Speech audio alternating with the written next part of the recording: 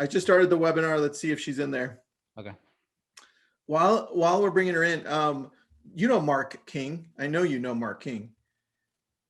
He is, give me a second, Mark, new president of Keller Williams. What? So he's a St. Louis guy. Yeah, she's in the audience. Would you bring her in? Rebecca Richardson? Yep. Just got the news, buddy. Wow. I got it texted to me right now. That's huge, man. That is, buddy. It is. So I'm glad you and I met with him because wow. He needs us. What's up, Rebecca? How you doing? I don't hear you. Let's just mouth the whole thing. Let's just make our audience like have to guess what you're saying. Yeah. Tick tock. Yeah, well, she's good at it.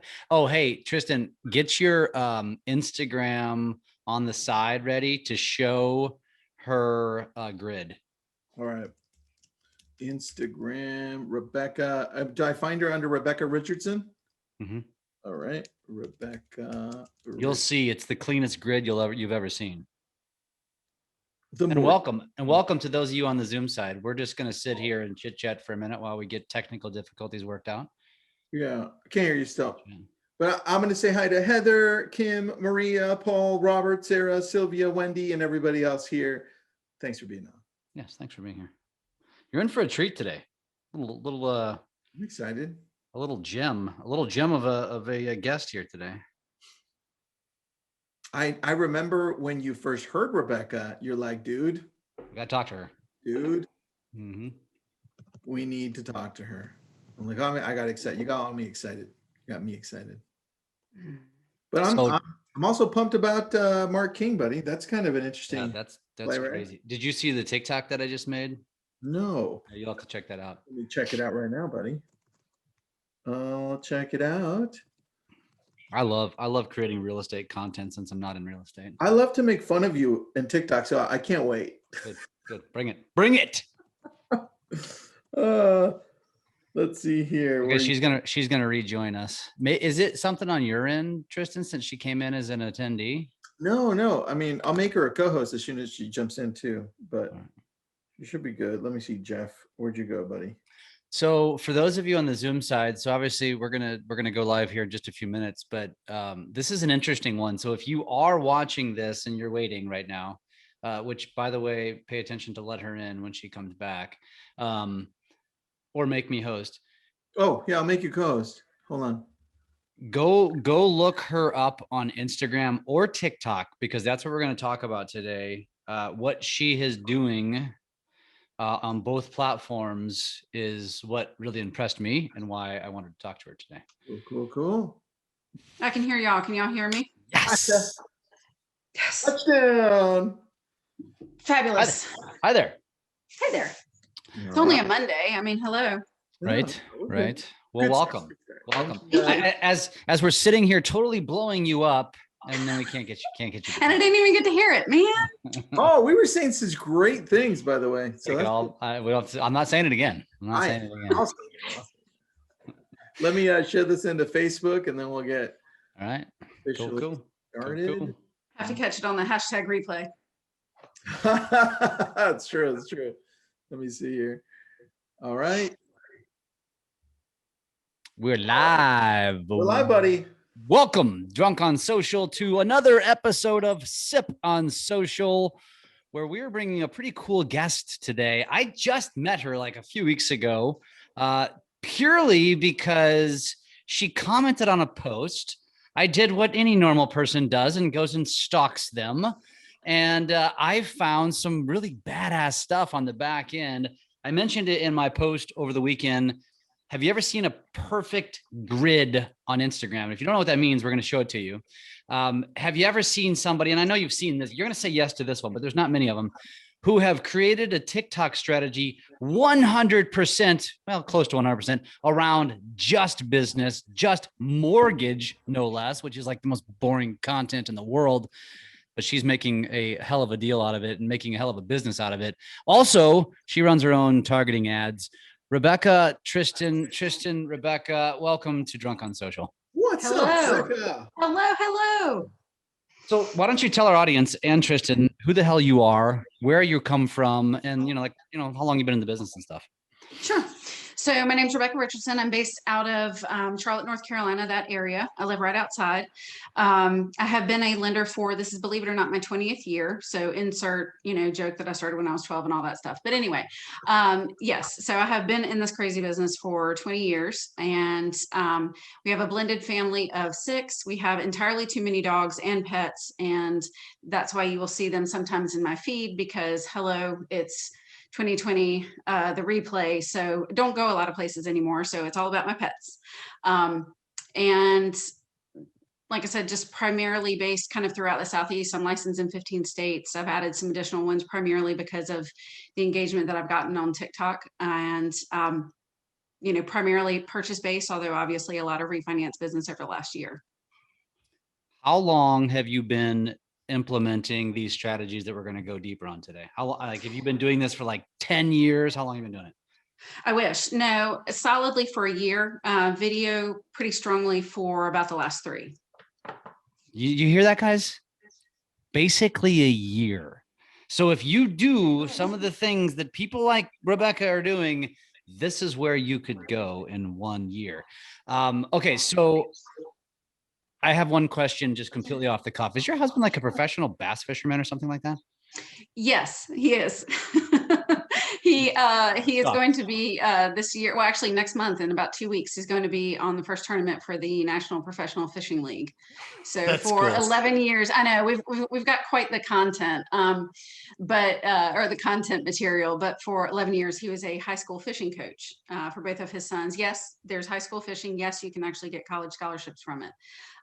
So he did that, and then when his youngest graduated, he said, okay, I guess it's time for me. So he was invited to be on this tour with 100 anglers for 2 years.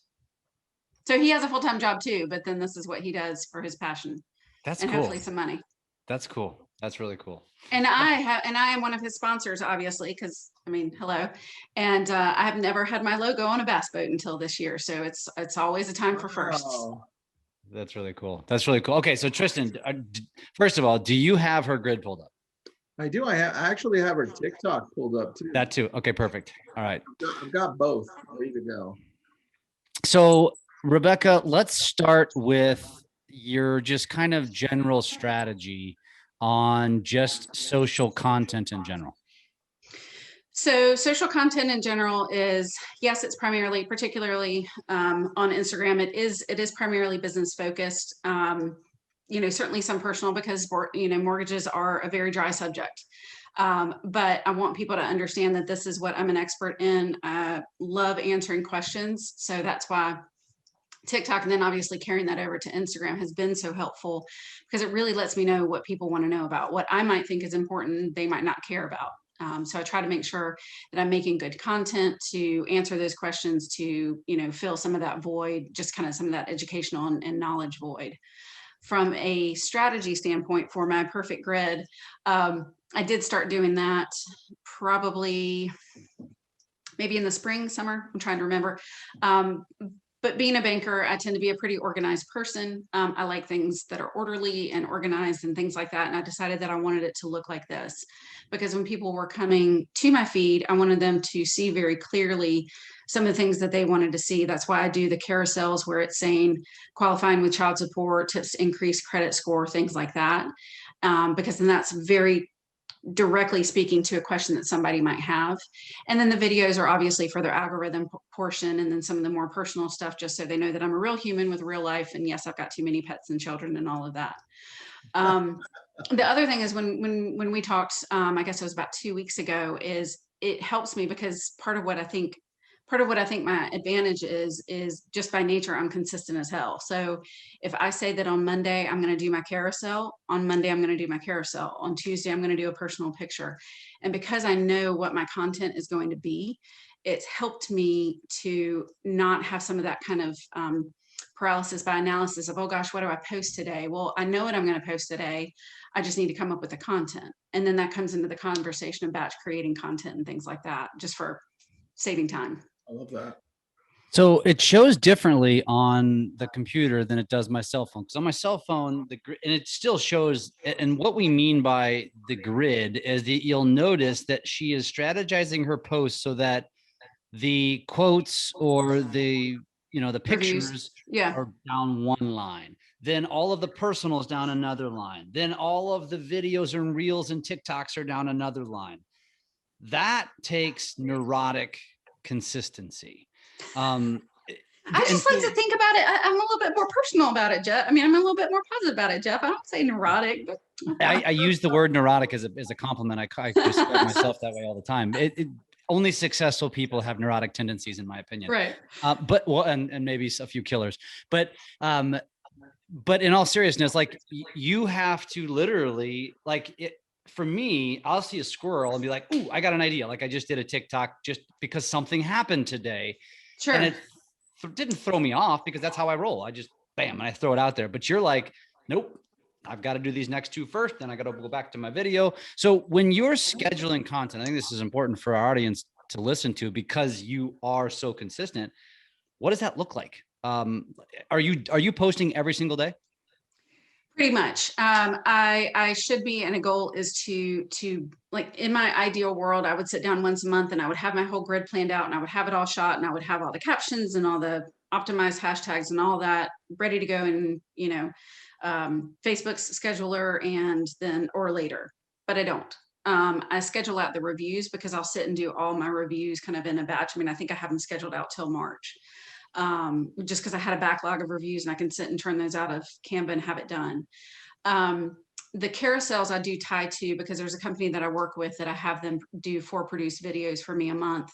So I know that those are going to be my IGTV that I post on Wednesday. So then that backfills to on Monday, I'm going to do a carousel that visually writes out essentially what that content is for the IGTV because not everybody's video people. And we know on Instagram, not everybody necessarily will sit there and watch a video, especially if it's, just video doesn't always perform as well. So, and the carousels are good for the algorithm and things like that. So that's why I do both to hit somebody wherever maybe their kind of material comfort level is or content level is.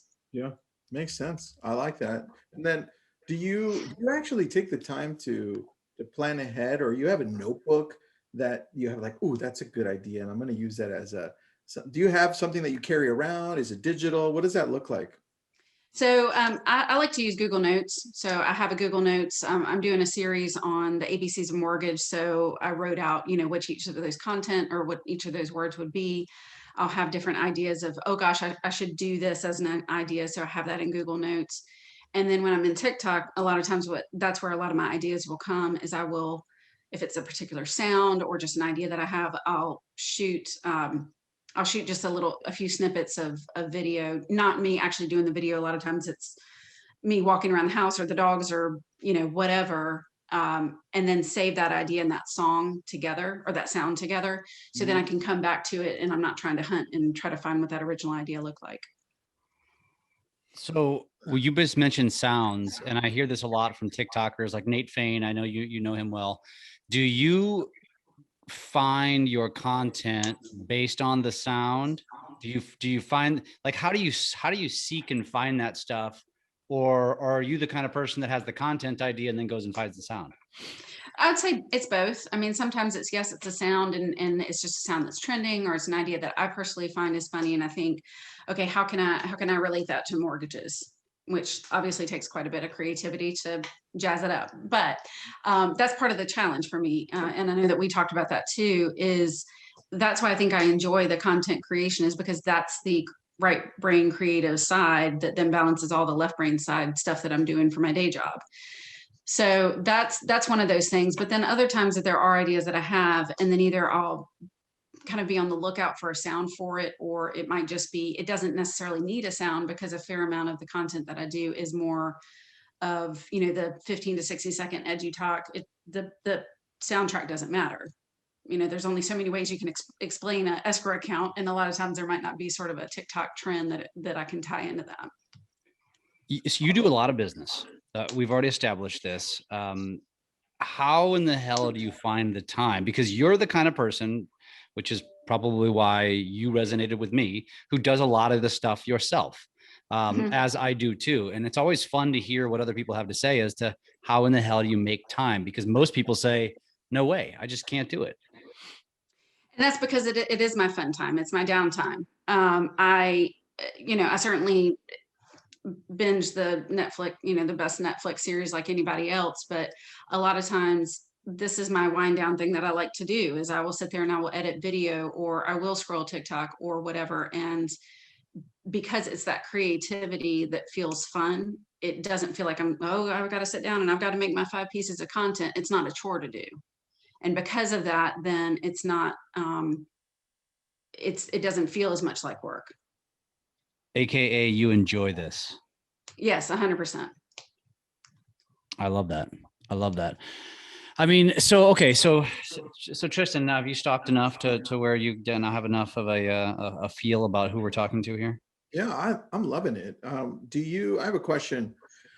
Do you find that the videos you think are going to do great, and the ones that you're like, they kind of don't? Or what's your That's why I'm like, just create, because you just don't know what's going to hit and what's not. I mean, one of the ones that I saw you scrolled by was actually a comment reply. Yeah. Because I had talked about doing opt-out pre-screen. Certainly because when people apply for loans, whatever the case may be, it can be really annoying to get your phone blown up because of trigger leads and having your information sold, by the credit bureaus. This one, right here? Let's see, scroll down one more, I think. Why you should opt out. So I was like, oh, that's great. Like, and that's one that I did like when my hair was all good and like I was doing my batch create content. And I was like, this is fire. This is awesome. And it performed. I mean, it did well. And then somebody said something like, how do you know that this is legit? Or is this a legit site? Because obviously you're putting in your social. Valid point. So the other one, the one that had over 200,000 views, literally I shot right before I went and ran, I always run every morning. So, before I went and ran, so my hair's up, I've got my little thing on, I've got my jacket, and I'm just like, oh, here you go. Yeah, let me show you. And it was really super quick. And then people love this. Ooh, I love that. Okay. So I think the lesson from that is, yes, it's good to have planned content, but sometimes the off the cuff stuff does really well just because it's timely, or because of whatever the energy that you're bringing to it, or just flip of the coin, whatever the case may be. So don't prepare to prepare, because you're going to miss opportunities to just have kind of, Jeff, how you said, some of the content you just create because it's squirrel and you just want to create it. Mm-hmm. Mm-hmm. Well, don't overthink. It's more like when an idea comes to head, go. Exactly what you just did. I'm about ready to go out for a run. I'm going to quickly shoot a video. So I'm sure your family is just like my family, and they're used to that now. They're used to, hold on a second, I have to post this. Hold on a second, I have to do this, right? Yes. Come here. I can't get my ring light right. Hold it for me. Yes. Can you press play? Yes. Or can you be in the background or something? Yeah, I know what you're saying. So let me ask you this. I am the anti-content creator. You and you're here, I'm here. Right. And that's beautiful, by the way, because it shows you that there's not one size fits all. But so your take on it, my take on it is business content is boring, and you'll attract more eyeballs and more followers consistently by being more authentic. What's your take on that comment? I think that's true, but I do think that I am authentic in my content. I mean, I think, I'm not sitting here saying, oh, let's look at the 4,000.1, like, let's go to section D and talk about gift funds. It's not that. I mean, I do try to bring some of my personality. For example, the video that I just posted was, somebody had tagged me in this guy's video that was talking about paying off your mortgage early, basically like amortization strategies. And there's definitely some flawed math and things like that. And they were saying, hey, is this right? Hey, is this right? And first of all, it was a compliment that they would ask me to be that, to be that resource center for them. So that was first a compliment. So second, I just kind of created a quick video, and it is sort of big brain math. I mean, it's talking about, do you put all this as a large principal reduction, or do you take it and invest it? And because those are my people, I love first-time home buyers. I love educating first-time home buyers, but I have a lot more to offer my clients than the minimum down payment is this and the minimum credit score is this. Yes, we talk about that, but it's also, I love the strategy of what I can bring to somebody. And so I try to bring that excitement about things that are pretty dry and can seem really boring, because I know the long-time impact that it can have to somebody's financial picture. And I think that's really exciting. So yeah, I do. I mean, I think TikTok kind of rewards, once you sort of go down that sort of niche path, the algorithm rewards you for staying in your niche. So that's true. But for me, again, I am bringing my authenticity and who I am to it. So By the way, tell Tristan about what TikTok did with you, which I don't know if Tristan, you've heard of this before. Yeah, tell him that. So I was invited to be part of their creative learning fund, which part of what TikTok's mission in 2020, when everything was kind of going on with ByteDance and whatever, and it's going to be banned, is to amplify basically the potential of the platform. So the learning content, the short video format of the content, to try to take some of that arc of kind of where YouTube went, was it was just meme videos and cat videos and stuff like that, to a whole video platform, and certainly a short video platform, because obviously it's under 60 seconds. So they had reached out to me because of my Learn on TikTok content, and it was a campaign to basically create 40 pieces of content within 45 days, to post 40 pieces of content within 45 days, specifically to, not just trend stuff, not that. I mean, it's when does mortgage insurance happen? What is an escrow account? What's the difference between homeowners insurance and mortgage insurance? How does it work to get a gift? Like all of those kind of things. And so it was a really good challenge for me, because the way that I explained it to my husband is it sort of felt like one of those like 30-day plank challenges. Because I was like, damn, that is a lot of content to just crank out, because they wanted it 15 seconds too. It's really hard sometimes to to explain kind of these complex concepts in a really, really tight window, but it made me better because it made me condense everything down to really, really, really bite-sized pieces. So she got recognized, Tristan. That's what was cool. And they sent you some swag, and yeah. you see that. I don't know if you saw that in one of her posts, because she did a post or two, I think, about it, which I would have too. Because that's awesome. I mean, that's to get recognized by a platform of that magnitude. That means you're doing something right. And that's part of the reason why I prefaced the question I said before, because listen, I'm not right. It's just my personal preference. And clearly you're crushing it. Nate's another example of somebody's crushing it. What's his name in Baltimore? He's crushing it. I mean, same concept. And I think, and we're all so different. I mean, that's the whole thing, is like, that's the whole point, is don't do it like me. I'm not going to do it like you. It's do it like yourself, and then figure out what some of those best practices are, so you can amplify what you already do well, so people can, just be yourself, but be louder on social media, so people can figure out who you are and what you're about and what you're passionate about and what you have to offer them. And if you're trying to do it the way that somebody else is doing, then it comes across fake. Nobody likes a copycat. That's very true. All right. So with everything changing so quickly, what are you tweaking to be able to say, well, this is how I'm changing over the next couple of weeks or month? How is your approach right now on TikTok? Because I was looking at the grid here for TikTok, and you went from, I know it's minor, but you went from the green background boxes to white. What are you doing? And that's just because I saw somebody else's, I was looking through somebody else's feed, and I was like, oh, that looks a little bit cleaner. I like that. That's easier to read. Let me do that. A lot of people, particularly if it's stuff that's more kind of that learn content, that it's not as much of like a trend, people are doing closed captions because people are watching it more, and they're not necessarily always watching with the volume on. So that can help with watch time. That can help with accessibility. Just trying to shoot outside of TikTok, especially because now there's the change as far as transferring those videos over to Instagram. It encouraged me to shoot outside of TikTok, which then means typically that I'm using my back camera versus the front camera. So the quality is a little bit higher. I'm editing it in InShot, and then I'm uploading it. So I think that has helped, one, with just how I'm formatting some of it. And then I think the video quality. Oh, I love that. Cool. Well, and you told me, correct me if I'm wrong, because I wanted to bring this up about the covers, is that I thought you had said that you switched them up like every month or every so often. Was that? Oh, no.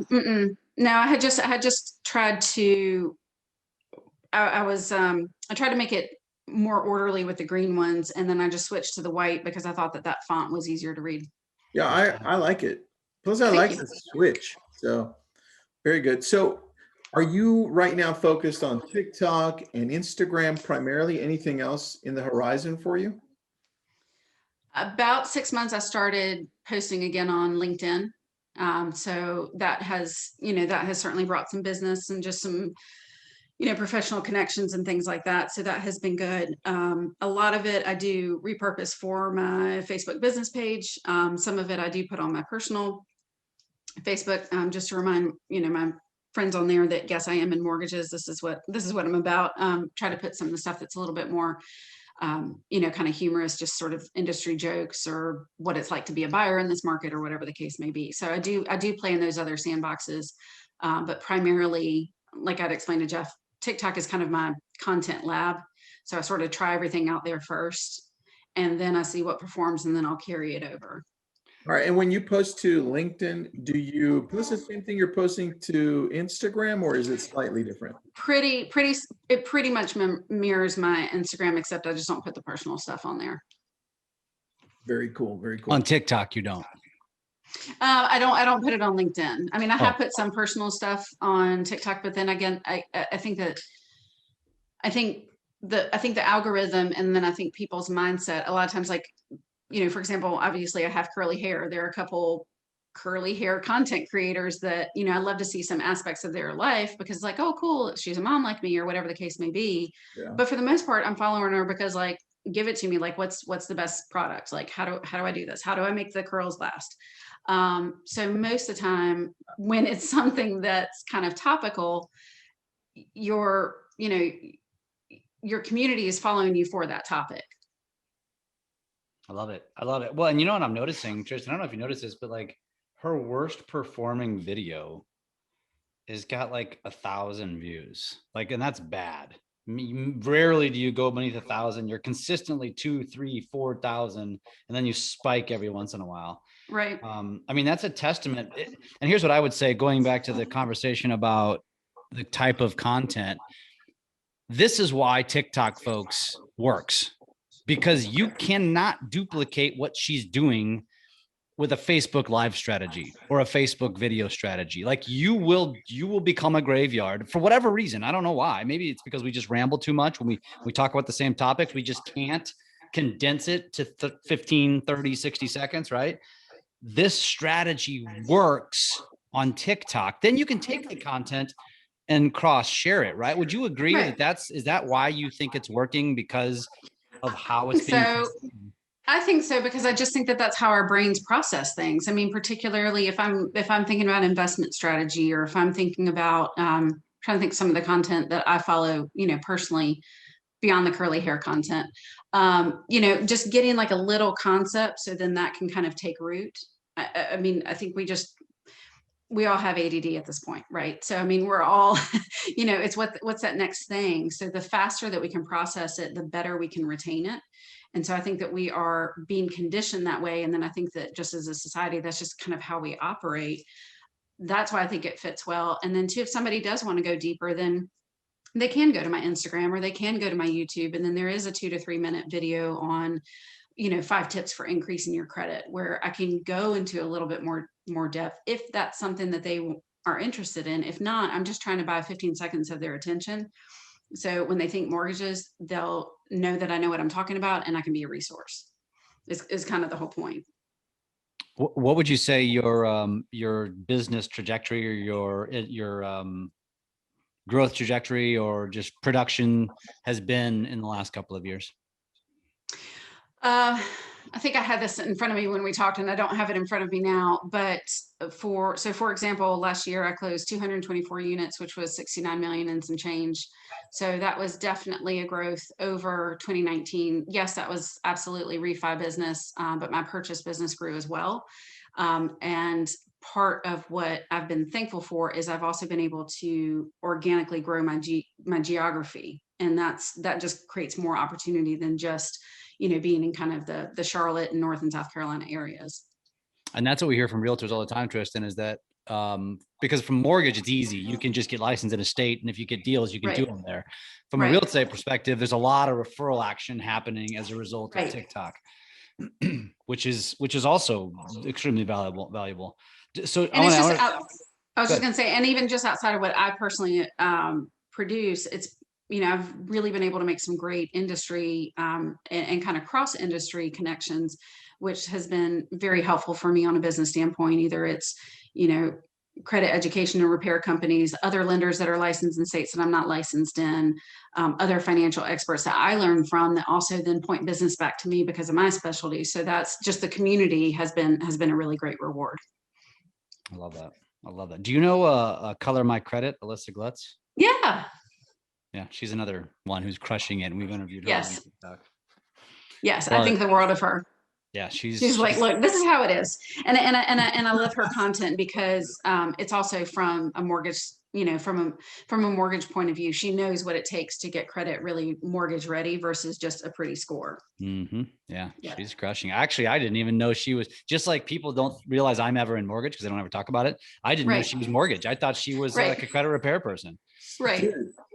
Right. Exactly. Which is really good. I think it works. It works for me. And obviously it works for her too. So I love that. I love that. So if you were giving advice to the people that are on Zoom, the people that are going to watch this on Facebook, actually, you know what, before you answer that question, I have to touch on the one thing. You run your own targeted ads as well. Yes. Do you have a specific strategy around that? And do you have any advice that you would give to anybody in terms of doing that, if doing it on your own?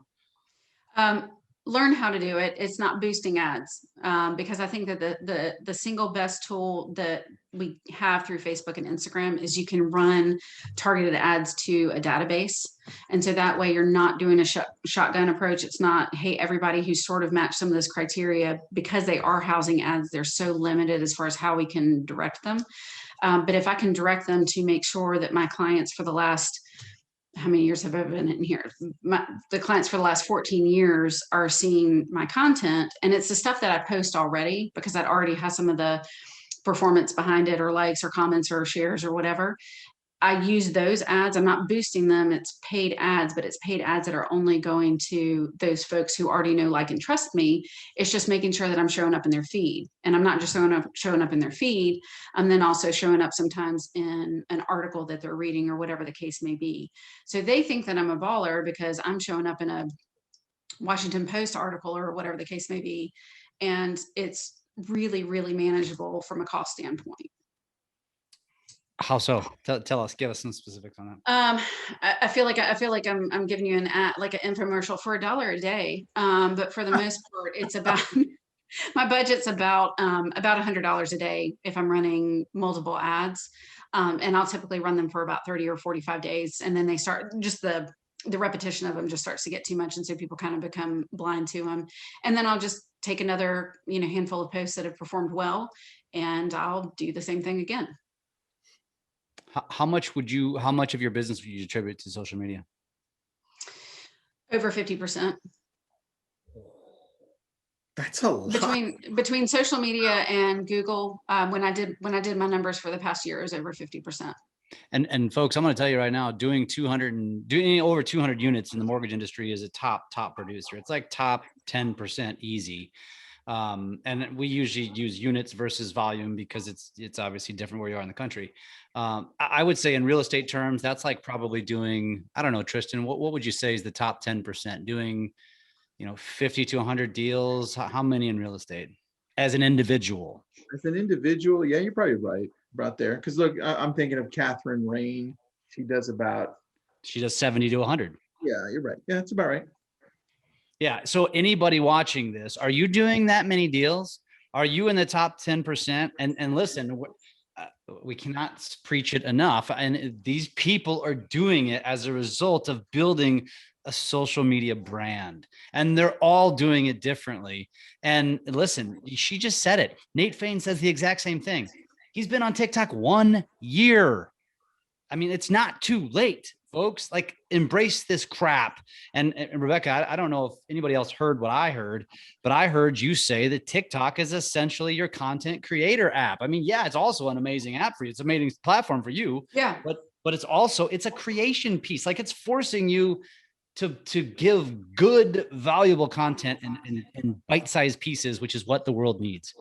Yeah, because I'm also watching other people and I'm like, wow, I really like how they presented that concept, or I like that sound, or I like that way that they shot the video or whatever. So it's more than, you can't just kind of show up, post, and then run away. I mean, it is understanding and respecting each of the platforms that you're on, but I enjoy it. And so because I enjoy it, I am both getting and giving back to that community. I love it. I love it. So let's recap for the audience where they can find you. You are the Mortgage Mentor, or Rebecca Richardson, on TikTok. On Yes. Instagram, it's your name, Yes. Rebecca Richardson, right? And the mortgage it's the mortgage mentor, but that's pretty much where I'm at. Everything on Clubhouse, it's Mortgage Mentor. Facebook, it's Rebecca Richardson, all of that. YouTube? Yes. Same. Notice that, folks.